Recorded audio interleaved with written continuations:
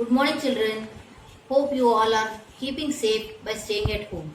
In the last video, you have learned about the cell, its size and shape, then differences between unicellular and multicellular organisms. In today's video, we are going to learn about the structure of typical plant cell and an animal cell. Cell, its structure and functions. Children, in the 8th class, we have learned about cell, the basic unit of life. So, cell can be defined as basic, structural, functional, and smallest unit of life. So, cells unite to form tissues, tissues unite to form organs forms an organ systems, and finally an organism. So, who discovered the cell for the first time? Robert Hooke in the year 1665 observed the cell for the first time. Now, coming to classification of cells. So, classification of cells, that is organism, it is divided into prokaryotes and eukaryotes. Prokaryotes, the here absence of distinct nucleus, whereas eukaryotes, presence of distinct nucleus. Eukaryote is further classified into single celled or unicellular organisms and multicellular organisms. Here we have an example for unicellular organisms as amoeba, and multicellular organism again further divided into plant and animal. Here we can see the prokaryotic cell and eukaryotic cells.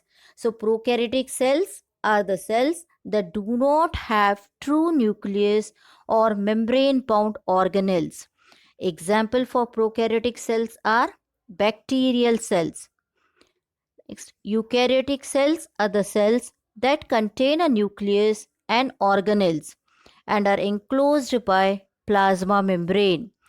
So examples for eukaryotic cells are protozoa, fungi, plants and animals. Now in the next slide you can see a plant cell, structure of a plant cell. Next slide you can see a structure of an animal cell. So the major difference between plant cell and animal cell is the presence of cell wall. So plant cell contains cell wall. In addition to cell membrane, it also contains cell wall. Now here you can see the animal cell, picture of an animal cell. So in the animal cell you can see the cell membrane, the different organelles such as mitochondria, ribosomes, endoplasmic reticulum, Golgi bodies, the nucleus, lysosomes, cytoplasm, etc. Now coming to cell membrane.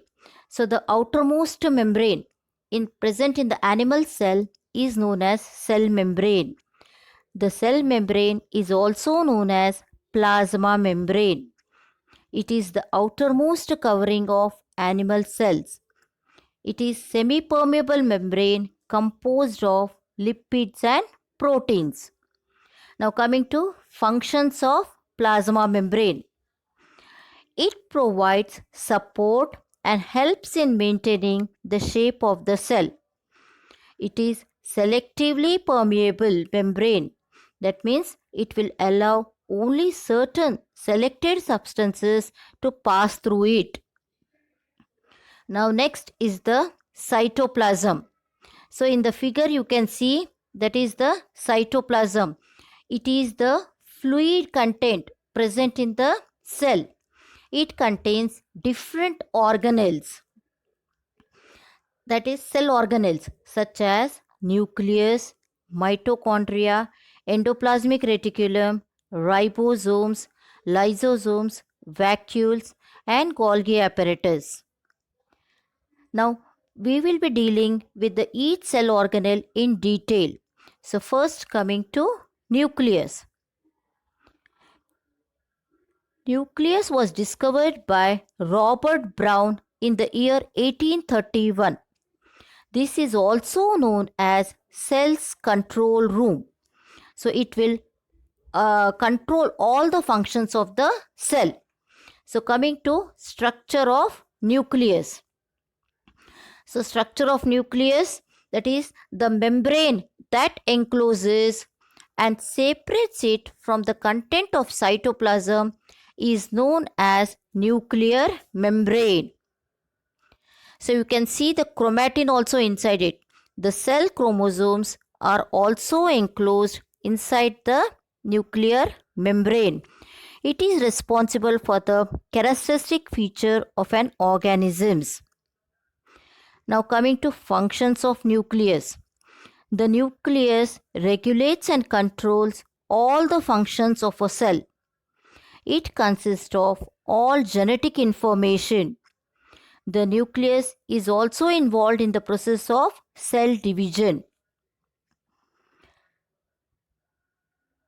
The next organelle is the mitochondria. Mitochondria are known as powerhouse of the cell. So mitochondria, you can see in the figure, they are small, spherical or cylindrical organelles.